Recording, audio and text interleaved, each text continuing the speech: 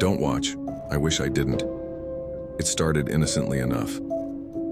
I bought the bike at a garage sale, a matte black road bike with sleek lines and a menacing aura. The old man who sold it to me said nothing as I handed him a crumpled 20, just nodded with a knowing look that I mistook for gratitude. If only I'd known what that look really meant.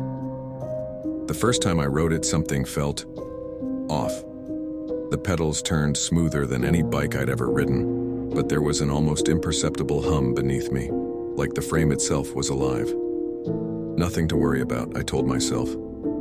I was probably just imagining things.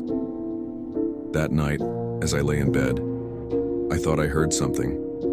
A faint metallic creak, like the sound of handlebars being adjusted.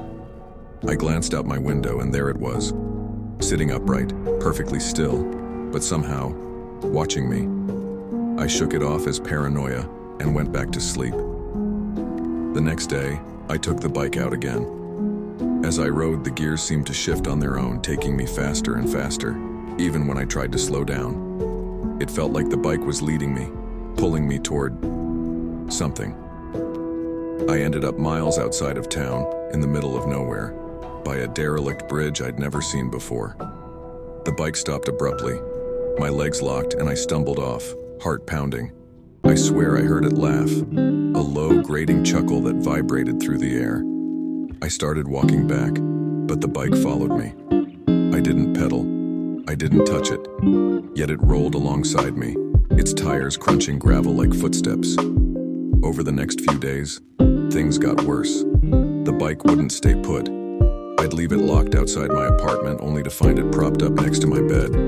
I tried getting rid of it, throwing it in a dumpster miles away. But when I got home, it was leaning casually against my front door. Then came the accidents. A car would swerve too close or a pothole would appear out of nowhere and I'd barely escape. It wasn't trying to hurt me. It was toying with me, making me dependent. Every ride felt like a test, like the bike was deciding if I was worthy.